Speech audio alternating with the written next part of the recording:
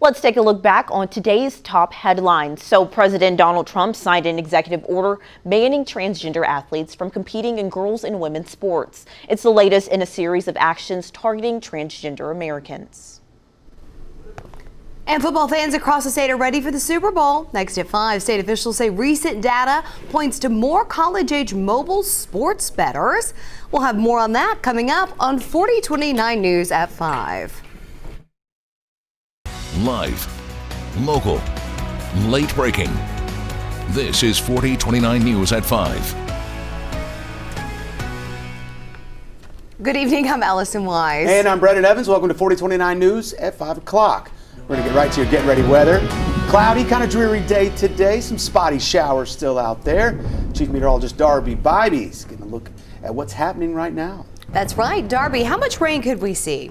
Well, we're not looking at any heavy rain necessarily, but, some spotty light showers and sprinkles, that kind of thing. A little bit of fog, won't amount to much, but you can see the big issue tonight into tomorrow morning is really going to be the fog. And we've already got a little bit of that out there right now. So low visibility will be a concern right through tomorrow morning. We'll have to kind of keep a close eye on that right there. Now, as we take a look at temperatures, really interesting to note how we've got this boundary just off to the north of us. It had sagged south yesterday, and now it's kind of come back north. It'll come back south tomorrow. But in the meantime, we're just kind of hanging around in the 50s and 60s with some sprinkles moving through northwest Arkansas right now. We'll have some light rain sprinkles throughout the evening and overnight in northwest Arkansas. I can see a few of these in the River Valley. And you can see how our temperatures pretty much stay in the 50s.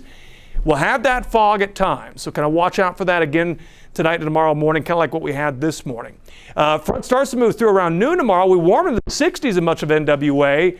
And then we drop in the 50s by 3 or 4 p.m. In the River Valley, we could get close to 70 tomorrow, but then cool down on Friday. Still an up and down pattern, and we still got a lot to talk about. And we're going to get to all of that coming up here in a few minutes. A bill that would end affirmative action programs in Arkansas is now one step closer to becoming law. So the bill would prevent state agencies and schools from basing programs strictly on race or gender. Brett Rains is in Fort Smith with the latest on today's hearing that lasted several hours, with more than a dozen people speaking out to legislators. Senate Bill 3 is meant to prohibit discrimination and preferential treatment, but many of the people who spoke out at today's hearing in Little Rock said that it allows for more discrimination against minorities and women. No matter what the color, the race, or the sex of that person, we want to make sure that all critical needs are covered, and that's what the bill focuses on, critical needs in our state. Representative Mary Bentley is the sponsor of Senate Bill 3 in the State House. If approved, it replaces words in Arkansas law, including equity to equality, civil rights with desegregation and non-discrimination. The bill would prevent schools from having preferential programs focused solely on race or gender. How do those programs undermine hard work? I think every child in Arkansas deserves the best and the brightest, and we need to base things on merit. I want the best person there for those kids. It shouldn't matter what the color of their skin are. SB 3 as written could eliminate programs that are critical to preparing women and girls for the high demand jobs that Arkansas needs to fill. When I examined for a group of law students, the bar failure rate for blacks was double that as for whites. It's a function of race-based admissions that allowed students into a school that was above their level. And had they gone to a properly matched school, they would have done very well on the bar exam. Merit only works as a fair measure when the playing field is already level, and it isn't. SB 3 does not prohibit discrimination. It dismantles policies that were designed to ensure access to opportunity for those who have historically been denied it. I came in today wanting to vote for this bill, but I can't move forward because of what one person said, and I need more time to think about it. And now that the bill has made it out of the House committee, next it's headed to a full vote on the House floor. Of course, we'll let you know what happens. In Fort Smith, Brett Rains, 4029 News. Fayetteville's Housing Crisis Task Force says it's looking forward to discussing ideas with the city's new mayor as they work to try and make housing more affordable. The group meets monthly to discuss ideas. Officials encourage the public to attend and pitch ideas. This month, Mayor Molly Ron's expected to attend the February 19th meeting. Already, the city's taking in those suggestions and looking at solutions. In October, just before the Thanksgiving break, we presented a list of recommendations to the city council, and so the city has those in their hands, and I know behind the scenes people are starting to work towards accomplishing some of those things. Coming up at 6, find out how the task force spent the last 6 months coming up with ideas for city officials. Stay up to date on all the latest information that's impacting you and your community. Download that 4029 News app or head to 4029tv.com. Turning to the widespread layoffs planned for some federal workers, CNN reports layoffs are going to start soon after tomorrow's deadline for workers to accept a resignation package. So it would allow them to leave voluntarily and be paid through September 30th. Federal Workers Union strongly opposed the offer. One of President Trump's officials says more than 20,000 staffers agreed to resign so far. It's about 1% of the federal workforce. And a second federal judge rules against President Trump's executive order to end birthright citizenship. Lawyers for the DOJ claim the order resolves the misinterpretations of the 14th Amendment. 22 states, 2 cities filed suits to block the order from going into effect. And ABC News reports the issue will likely make it to the Supreme Court. And with recent immigration orders from Capitol Hill, several rallies have broken out across the nation, including one in Little Rock today.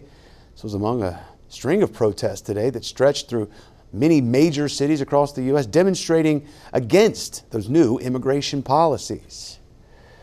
And it's National Women and Girls in Sports Day, and today, President Trump signed an executive order banning transgender athletes from competing in women's sports. The order could impact schools and universities who receive federal funds. 4029's White House correspondent Kaylin Norwood is now live from the White House. Kaylin, what's the president's reasoning for doing this? Well, Brandon and Allison, President Donald Trump says his order is about common sense and defending women athletes as he makes good on a campaign promise. But human rights groups say that this order could lead to discrimination. President Donald Trump marking another shift away from the Biden administration's policies on transgender rights. The war on women's sports is over.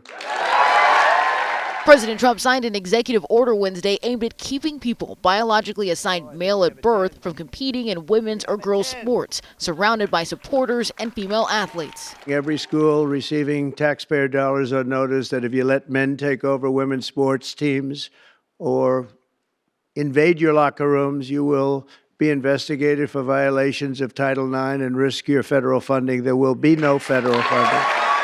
The Trump administration is taking this action based on its interpretation of Title IX, a law that addresses gender equity in athletics. But human rights groups argue this ultimately hurts athletes, regardless of gender. This is another attempt through policy to legislate transgender people out of existence. We know the power of sport and the life-saving power of sport, and every young person should have the opportunity to participate in sports. There are human rights groups who say that this could expose kids to discrimination. What is your response to that? I think kids have already been exposed to discrimination, especially young women and girls who have been forced to shower in locker rooms with biological men, who have been forced to compete on playing fields with biological men. The White House says that it will enforce this, and it comes on top of other orders that President Donald Trump has signed that include federally defining genders as only male and female, and also halting federal support for gender-affirming care for people under the age of 19. Brandon? So, Caitlin, this new order could also have implications for college sports as well as the upcoming Olympics in Los Angeles, too. How so? Yeah, Brandon, so in the White House press briefing today, the press secretary said that the president is also expecting that the Olympic Committee and NCAA will, quote, no longer allow men to compete in women's sports, saying that the signing of this executive order begins a pressure campaign. Back to you. All right, thanks to Kaylin for that live report from Washington, D.C. A federal judge issued a temporary block of enforcing President Trump's anti-transgender prison policy. Now, the policy states transgender prisoners must be put in facilities that correspond to their biological sex. The judge says this is a safety risk for transgender prisoners. The Trump administration's being sued also over its new gender-affirming care rules. This is after the president's order to allow federal agencies to deny federal funding to any institution that provided gender-affirming medical care for people under 19. The lawsuit was filed on behalf of a group of transgender adults and adolescents along with their families. President Trump is proposing the U.S. take ownership of the Gaza Strip. His plan is to permanently move Palestinians outside of the territory and redevelop the area into what he called, quote, the Riviera of the Middle East. Now, President Trump also mentioned the possibility of several countries taking Palestinians in. Egypt and Jordan have already said no. We have an opportunity to do something that could be phenomenal. And I don't want to be cute, I don't want to be a wise guy, but the Riviera of the Middle East. President Trump made the announcement alongside Israeli Prime Minister Benjamin Netanyahu. Hamas officials are calling for President Trump to retract his statement, saying it adds fuel to the fire. You know, just a few days away from Super Bowl 59, the big game happening in the Big Easy. Ahead tonight, what the city is doing to strengthen security for the biggest football event of the year. You know, Super Bowl fans beginning to place their bets on who's going to win the game tonight. How mobile sports betting dollars are growing in Arkansas.